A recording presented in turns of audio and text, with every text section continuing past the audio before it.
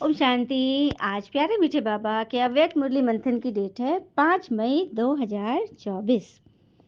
तो आज मीठे मीठे अव्यक्त बाप दादा अपने मीठे बच्चों से कह रहे हैं, पिता समान बनने का सहज पुरुषार्थ आज्ञाकारी बनो। पिता समान बनने का सहज पुरुषार्थ आज्ञाकारी बनो। तो आज बाप दादा अपने होली हंस मंडली को देख रहे हैं। हर एक बच्चा होली हंस है, सदा मन में ज्ञान रत्नों का मनन करते रहते हैं। होली हंस का काम ही है व्यर्थ के कंकड़ छोड़ना और ज्ञान रत्न का मनन करना। सुना, होली हंस का काम ही है व्यर्थ के जो कंकड़ पत्थर मन में जो आ जाते हैं ना संकल्पों के, उसको छोड़ना और ज्ञान रत्नों का मनन करना। अब कहते हैं ना, मन के संकल्प जो आते हैं, कंकड़ पत्थर कैसे आते हैं? आंतरिक बल से आता है। अब जैसे कि हम छोटी छोटी बातों में ना फंस जाते हैं और ये बातें हमें बहुत अंदर तक हिला देती है, और वही छोटे छोटे कंकड़ ना फिर बड़ा पहाड़ बन जाता है। ठीक है, तो उन कंकड़ को छोड़ना और ज्ञान रत्नों का मनन करना। एक एक रत्न कितना अमूल्य है। हर एक बच्चा ज्ञान रत्नों की खान बन गए हैं। ज्ञान रत्नों खजाने सदा भरपूर रहते हैं। तो आज बाप दादा बच्चों में एक विशेष बात चेक कर रहे थे। क्या चेक कर रहे थे? ज्ञान व योग की सहज धारणा का सहज साधन बाबा के आज्ञाकारी बनकर चलना। तो बाबा के रूप में भी आज्ञाकारी, मतलब पिता के रूप में भी आज्ञाकारी, शिक्षक के रूप में भी और सदगुरु के रूप में भी। तीनों रूप में बाबा आज्ञाकारी बच्चों को देख रहे थे। तो क्या आज्ञा मिली है तीनों रूप में बच्चों को? क्या आज्ञा मिली है? तो हर कर्तव्य की आज्ञा मिली है। आज्ञा के प्रमाण चलते रहे तो किसी प्रकार की मेहनत व मुश्किल अनुभव नहीं होगी। तो हर समय के मनसा, संकल्प, वाणी और कर्म, तीनों ही प्रकार की आज्ञा स्पष्ट मिली हुई है। सोचने की आवश्यकता नहीं कि यह करे या ना करे, यह राइट है या रॉन्ग है। सोचने की भी मेहनत नहीं है। परमात्मा आज्ञा है ही सदा श्रेष्ठ। मतलब ये सोचना भी नहीं कि राइट है कि रॉन्ग है। बाबा ने कहा वह सदा श्रेष्ठ है। तो सबसे पहले कौन सा वायदा किया? जब बाबा के बने तो सबसे पहले कौन सा वायदा किया? कहा था ना, बाबा तन मन धन जो भी है सब आपका है। वायदा किया था ना, तन मन धन भी संबंध भी आपसे पक्का पक्का वायदा किया था। तो तन मन धन संबंध सब आपका है, तो मेरा क्या रहा? सब कुछ तो बाबा को दे दिया ना, फिर मेरापन आता है ना। जब सब हवाले कर दिया तो फिर मेरा क्या रहा? जब मन भी बाबा का हुआ तो उस मन में संकल्प करना अपने प्रति, क्या ये सही है? हम्म और क्या कहते हो, फिर युद्ध करने लगते हो। जब मन बाबा को दे दिया और वैद के ख्यालात आ गए तो मन परेशान होता है। कहते हो मेरा मन तो परेशान है, मेरे मन में वैद संकल्प आते हैं, मेरा मन तो विचलित होता है, मेरा मन तो बड़ा चंचल है। अरे जब मेरा है ही नहीं, बाबा का है, अमानत है, फिर अमानत को मेरा समझकर यूज करना, क्या ये अमानत में खयानत नहीं है?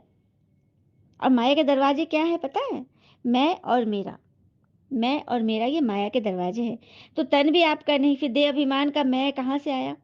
मन भी आपका नहीं, तो मेरा मेरा कहाँ से आ गया? तेरा है या मेरा है? बाबा का है या सिर्फ कहना है, करना नहीं? हम्म सिर्फ कहना है कि बाबा सब तेरा और मेरा कर लेना। हम्म कहना बाबा का, मानना मेरा। तो सिर्फ पहला वायदा करो कि बॉडी कॉन्शियस की मैं है, न मेरा। वायदा करो कि न बॉडी कॉन्शियस की मैं रखूंगी, न मेरा रखूंगी। तो जो बाबा की आज्ञा है, तन को भी अमानत समझो, मन को भी अमानत समझो। फिर मेहनत की जरूरत है क्या? कोई भी कमजोरी आती तो इन दो शब्दों से आती है, मैं और मेरा। कोई भी कमजोरी आती है तो दो शब्दों से ही आती है, मैं और मेरा। अब सोचो, आज्ञाकारी हूं या कभी आज्ञाकारी हो, कभी आज्ञा से किनारा करने वाली हूं? सोचो कि सदा आज्ञाकारी हूं या कभी आज्ञा से किनारा करने वाली हूं। बाबा तो सदा कहते हैं, किसी भी रूप में अगर एक बाबा का संबंध ही याद रहे, दिल से निकले बाबा। ये मैपन जो है ना, ये माया के दरवाजे हैं। आइए एक छोटा सा गीत सुन लो। आईना साफ किया, साफ नजर में आया। आईना साफ किया, साफ नजर में आया।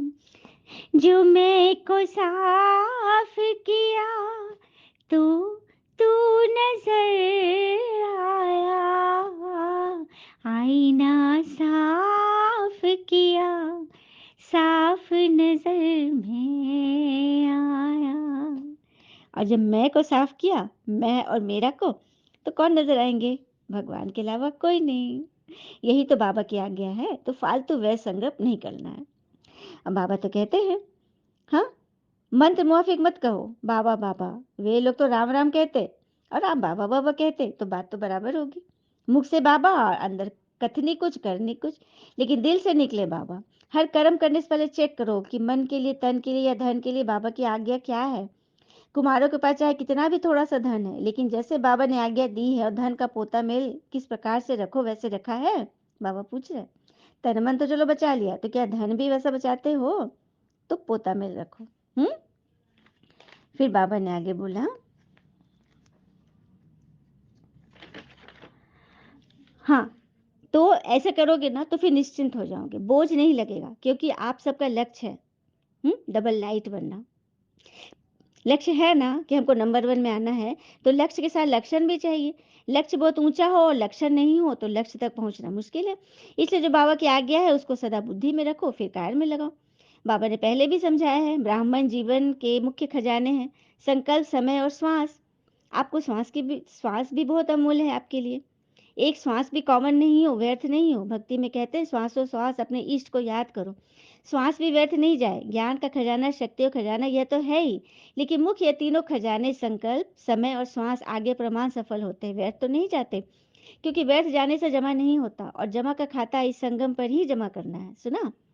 अगर व्यर्थ हो रहा है ना तो जमा नहीं हुआ, और जमा का खाता यहीं पे जमा होना है। चाहे सतयुग त्रेता में श्रेष्ठ पद प्राप्त करना है, चाहे द्वापर कलयुग में पूज्य पद प्राप्त करना है, दोनों का जमा इसी संगम पे करना है। तो सतयुग त्रेता में श्रेष्ठ ऊंचे पद, राज्य तिलक, तख्तधारी, और द्वापर कलयुग में पूज्य पद मिलना है, तो दोनों का जमा ना इसी संगम पे करना है। इस हिसाब से सोचो, संगम समय के जीवन के छोटे से जन्म के, एक जन्म के समय, संकल्प, श्वास कितने बहुमूल्य हैं। तो इसमें अलबेले मत बनना। जैसा आया वैसे दिन बीत गया, दिन बीता नहीं, लेकिन एक एक दिन बहुत बहुत गवा दिया। ऐसे मत सोचो दिन आया बीत गया तो कमाया नहीं तो गवाया ही ना। जब भी कोई फालतू संकल्प, फालतू समय जाता, ऐसे नहीं समझो चलो 5 मिनट ही तो गया। नहीं, उसको भी बचाओ। क्यों हम 5 मिनट भी अपने रतन जाया करें? समय अनुसार देखो, प्रकृति अपने कार्य में कितने तीव्र है, कुछ न कुछ खेल दिखाती रहती है, कहाँ न कहाँ खेल दिखाती है ना। और आप हो प्रकृति पति, प्रकृति के मालिक, तो ब्राह्मण बच्चों का खेल एक ही है। प्रकृति तो हलचल करी और आपका क्या खेल है? उड़ती कला में आ जाना। तो प्रकृति तो खेल दिखाती है, लेकिन ब्राह्मण अपनी उड़ती कला का खेल दिखा रहे हो ना? पूछ रहे बाबा, क्वेश्चन मार्क है। प्रकृति तो खेल दिखा रही है, कहीं भूकंप, कहीं बारिश, कहीं सुखाड़, अकाल सब पड़ रहा है। तो क्या ब्राह्मण बच्चे अपनी उड़ती कला का खेल दिखा रहे हो? हम्म दुनिया में तो उड़ीसा के समुद्री तूफान की जल दिखा दी, तो कहाँ पर यूक्रेन, क्या क्या लड़ाई झगड़ा सब हो रहा है। तो बाबा पूछते हैं कि सिर्फ प्रकृति का खेल देखा या उड़ती कला का खेल में बिजी रहे, या सिर्फ समाचार ही सुनते रहे? कई आत्मा को देखे टीवी में समाचार सुन रहे हैं, चलो ये भी जरूरी है, सुन लिया, हाँ, लेकिन काम क्या करना है? साकाश देने की। कई बच्चे ना गुप्त योगी हैं। ऐसे गुप्त योगी बच्चों को बाबा की मदद बहुत मिलती है। जो गुप्त विधि पुरुषार्थ करते हैं उनको बाबा की बहुत मदद मिलती है। ऐसे बच्चे स्वयं भी अचल साक्षी रहे, वायुमंडल में भी समय पर सहयोग मिला। जैसे स्थूल सहयोग देने वाले, चाहे गवर्नमेंट चाहे आसपास के लोग सहयोग देने को तैयार हो जाते हैं, ऐसे ब्राह्मण आत्माओं ने भी अपना सहयोग, शक्ति, शांति देने का, सुख देने का जो ईश्वरीय श्रेष्ठ कार्य किया वह किया। बाबा पूछ रहे हैं। दुनिया के लोग, गवर्नमेंट भी सहारा मतलब मदद करती है ना, जो कि सहयोगी बनते हैं, जो कि राष्ट्र के लिए सेवा करते हैं, गवर्नमेंट भी मदद करती है, तमगा देती है, टाइटल्स देती है। तो ऐसे बच्चे जो गुप्त रीति से शक्ति, शांति, सुख देने का ईश्वरीय श्रेष्ठ कार्य करते हैं, तो ईश्वरीय गवर्नमेंट से भी उनको इनाम मिलता है। हम्म तो आप ब्राह्मणों ने यह काम किया, तो आपको भी अलर्ट होना चाहिए।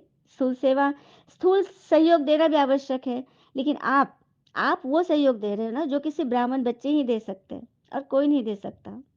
शांति की शक्ति, समाने की शक्ति, हाँ, दुनिया तो वस्त्र दे रही, अनाज दे रही, लेकिन आप क्या देते हो?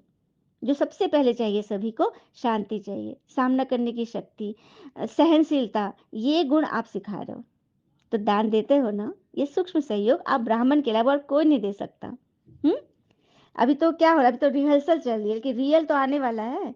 उसकी रिहर्सल आपको भी बाबा ये समय करा ही रहा है। तो जो शक्तियाँ, जो खजाने आपके पास है, उसको समय पर यूज करना सीखो। तो शक्तियाँ जमा की, शांति जमा है, यूज करना आता है? बाबा पूछ रहे हैं।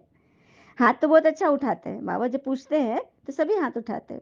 अभी प्रैक्टिकल में दिखाना, साक्षियों को देखना भी है, सुनना भी और सहयोग देना भी है। तो मास्टर दाता है ना, स्टॉक जमा करो। जितना स्टॉक अपने पास होगा उतना ही दाता बन सकेंगे। अंत तक अपने लिए ही जमा करते रहेंगे तो दाता नहीं बन सकेंगे। अनेक जन्म जो श्रेष्ठ पद पाना है वो प्राप्त नहीं कर सकते, इसलिए एक बात तो अपने पास स्टॉक जमा करो। शुभ भावना श्रेष्ठ कामना का भंडार सदा भरपूर रहो। अपने पास स्टॉक जमा करो। शुभ भावना श्रेष्ठ कामना का भंडार आपके पास सदा भरपूर है, क्योंकि अनेक जन्म जो श्रेष्ठ पद पाना है ना, वह इसी एक जन्म में पा सकते हो। हम्म तो फिर बनना है ना, सोचना है ना, अमृत वेले योग करो कि मैं बाबा का आज्ञाकारी बच्चा हूँ। हर कर्म जो आज्ञा प्रमाण मिली हुई है उस अनुसार चलते हैं, और आज्ञाकारी बनना यही बाबा समान बनना है। बस श्रीमत पर चलना, न मनमत न परमत, एडिशन न हो। कभी मनमत कभी परमत पर चलेंगे तो मेहनत करनी पड़ेगी, सहज नहीं होगा, क्योंकि मनमत परमत उड़ने नहीं देगी। मनमत परमत बोझ वाली है और बोझ उड़ने नहीं देगा, और श्रीमत तुम्हें डबल लाइट बनाती है। तो श्रीमत पर चलना आता है ना, बाबा पूछ रहे हैं। फिर बाबा ने बोला कि हर एक बच्चे से मुझे बहुत बहुत बहुत प्यार है। ऐसे नहीं समझे कि हमारे से बाप दादा का प्यार कम है। आप चाहे भूल भी जाओ, लेकिन बाबा निरंतर हर बच्चे को याद करते हैं और माला जपते हैं, क्योंकि बाबा तो हर बच्चे की विशेषता देखते ही रहते हैं। कोई भी बच्चा विशेष न हो या हो नहीं सकता। हर एक बच्चा बाबा का विशेष है। बाबा कभी एक बच्चे को भी भूलता नहीं है। तो सभी अपने को विशेष आत्मा, विशेष काल के निमित्त ऐसे समझते हुए आगे बढ़ते चलो। अच्छा, चारों ओर के बाप दादा के आज्ञाकारी बच्चों को, सदा विघ्न विनाशक बच्चों को, सदा श्रीमत पर सहज चलने वाले, मेहनत से मुक्त रहने वाले, सदा मौज में उड़ने वाले, सर्व खजानों के भंडार से भरपूर रहने वाले, ऐसे बाबा के समीप और समान रहने वाले बच्चों को बहुत बहुत याद, प्यार और नमस्ते। कुमारों को भी विशेष अथक और एवर रेडी, सदा उड़ती कलम उड़ने वाले को बाप दादा का विशेष याद, प्यार। हम बच्चों की भी प्यारे बाबा को दिल से नमस्ते नमस्ते, याद, प्यार बाबा, शुक्रिया बाबा। वरदान है, सदा रूहानी स्थिति में रह, दूसरे की भी रूह को देखने वाले रूहानी रूहे गुलाब भव। सदा रूहानी स्थिति में रह, दूसरे की भी रूह को देखने वाले रूहानी रूहे गुलाब भव। रूहे गुलाब अर्थात जिसमें सदा रूहानी खुशबू हो। रूहे गुलाब अर्थात जिसमें सदा रूहानी खुशबू हो। रूहानी खुशबू वाले जहां भी देखेंगे, जिसको भी देखेंगे तो रूह को देखेंगे, शरीर को नहीं। तो स्वयं भी सदा रूहानी स्थिति में रहो, आत्मिक स्थिति में, दूसरे को भी रूह देखो। जैसे बाबा ऊंचे ते ऊंचा है, ऐसे उसका बगीचा भी ऊंचे ते ऊंचा है। जिस बगीचे का विशेष श्रृंगार रूहे गुलाब आप बच्चे हो। आपकी रूहानी खुशबू अनेक आत्माओं का कल्याण करने वाली है। सुना, आपकी आत्मिक खुशबू अनेक आत्माओं का कल्याण करने वाली है। तो सदा इसी खुशी में रहो और आत्माओं को रूह देखो, रूहे गुलाब बन जाओ। स्लोगन, मर्यादा तोड़कर किसी को सुख दिया तो वह भी दुख के खाते में जमा हो जाएगा। मर्यादा तोड़कर यदि किसी को सुख दिया, अब किसी को पैसे कमाना है, वो चोरी करके कमा रहा है, तो वो सुख क्या है? वो तो कूड़ा में गया ना, तो दुख का खाता जमा हो जाएगा। अच्छा, ओम शांति। शुक्र मीठे बाबा, वो बाबा के प्यारे प्यारे बच्चे, आप सबका जीवन सदैव सुख हो, सुखी हो, सहज हो, सफल हो, स्वस्थ हो, मस्त हो, आपके पास समस्त हो। ओम शांति।